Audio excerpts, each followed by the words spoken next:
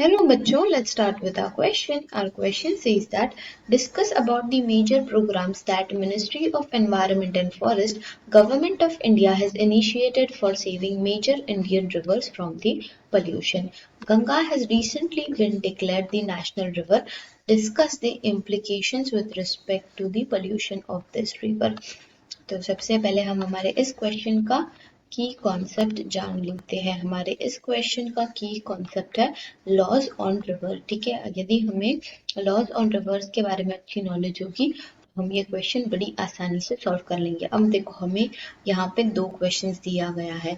तो सबसे पहला जो सब क्वेश्चन ए है इसमें हमारा जो ministry of environment and forest है गवर्नमेंट ऑफ इंडिया का, उन्होंने बेसिकली दो मेजर रिवर्स पे एक प्लान सेटअप किया है। सबसे पहला है गंगा गंगा एक्शन प्लान और फिर उसके बाद में दूसरा है हमारा यमुना एक्शन प्लान। ठीक है, Yamuna action plan.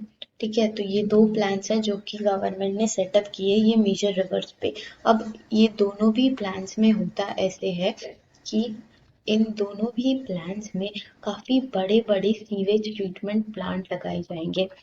Sewage treatment plant लगाने की वजह से ऐसा होगा कि जो भी वेस्ट वाटर होगा वो पहले सीवेज ट्रीटमेंट प्लांट में जाएगा, फिर फिल्टर होके और केवल फिल्टर होने के बाद ही वो हमारे इन दोनों रिवर्स में बहाया जाएगा। इसीलिए सबसे पहला सीवेज ट्रीटमेंट प्लांट, बड़े बड़े सीवेज ट्रीटमेंट प्लांट लगाए जाएंगे जो कि काफी इफेक्टिव होगा वहाँ के फ्लोरा और फौना के लिए। फ्लोरा और फौना यानी कि वहाँ के जो भी फ्लावर्स है और एनिमल्स हैं उन सब के लिए ये काफी इफेक्टिव होगा। ठीक है, तो इस चीज के लिए यहाँ पे काफी बड़े बड़े सीवेज ट्रीटमेंट प्लांट लगाए जाते हैं। और गंगा और यमुना ये दोनों भी काफी रिलीजियस रिवर्स है। ठीक है, रिलीजन का काफी सेंटिमेंट अटैच होता है, तो इन दोनों को हम रिलीजियस रिवर के नाम से भी, रिलीजियस रिवर्स होती है, तो यहाँ पे काफी सारे टूरिस्ट भी आते रहते हैं, तो ये एक काफी टूरिस्ट अट्रैक्शन स्पॉट भी है। तो ये है रिलीजियस रिवर्स भी है, इसीलिए यहाँ पे सीवेज ट्रीटमेंट प्लांट लगाना चाहिए। ठीक है, तो इसके वजह से क्या होगा कि सारी जो भी वेस्ट होगा वो सीवेज ट्रीटमेंट प्लांट से फिल्टर होके फिर रिवर में जाएगा, यानी कि रिवर पोल्यूटेड नहीं होगा इसके वजह से। फिर उसके बाद में हमें सब क्वेश्चन बी दिया गया है। तो सब क्वेश्चन बी में हमें पूछा गया है कि जो गंगा है it has recently been declared as a national river. ठीक है, तो गंगा जो है ये हमारे इंडिया की लार्जेस्ट रिवर है। ठीक है, लार्जेस्ट रिवर। अब होता यूं है कि ये टोटल गंगा अकेला 2520 किलोमीटर का एरिया कवर करती है और ये इंडिया और बांग्लादेश दोनों में भी बहती है। ठीक है, तो ये अपना इंडिया और बांग्लादेश दोनों में भी है, इंडिया एंड बांग्लादेश। ओके, तो ये एकदम सबसे लॉन्गेस्ट लार्जेस्ट रिवर है।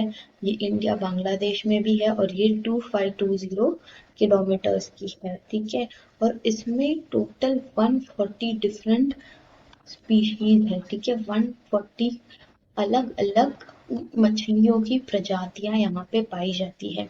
140 डिफरेंट यानी कि काफी सारी। साथ ही साथ अलग 90 तरह के 90 डिफरेंट स्पीशीज ऑफ एम्फीबियंस भी पाए जाते हैं। एम्फीबियंस, तो सोच सकते हो ये कितनी लार्ज रिवर है। ठीक है, और यहाँ पे काफी ऐसे भी एंडेंजर्ड यानी कि एक्सटिंक्ट होने वाले स्पीशीज भी पाए जाते हैं। तो गंगा, केवल गंगा रिवर हमारे इंडिया को टोटल 40% ऑफ ड्रिंकिंग वाटर देके जाता है। तो 40% ऑफ ड्रिंकिंग वाटर अकेले गंगा से आता है। तो इसके लिए गंगा को हमने रिसेंटली नेशनल रिवर भी डिस्कस किया, एज घोषित कर दिया है। ठीक है, तो गंगा रिवर जो है वो काफी एक मेजर नेचुरल रिवर है, जिसके वजह से उसका पोल्यूशन फ्री रहना काफी इम्पोर्टेंट है, क्योंकि एक तो वो लार्जेस्ट रिवर है, फिर वो दो कंट्रीज में से जाती है, इतने सारे वेरियस स्पीशीज ऑफ फिशेस है, एम्फीबियंस है, साथ ही साथ 40% ऑफ ड्रिंकिंग वाटर केवल अकेला गंगा रिवर हमको देके जाता है। पूरी इंडिया का 40% ड्रिंकिंग वाटर आता है। तो सोच लो ये कितना इम्पोर्टेंट है, गंगा रिवर कितना इम्पोर्टेंट है हमारे लिए। केवल इसीलिए उसको नेशनल रिवर भी घोषित किया गया है, और इतना इम्पोर्टेंस होने की वजह से उसका पोल्यूशन फ्री रहना भी काफी जरूरी है। ठीक है, hope you understood this question well. All the best.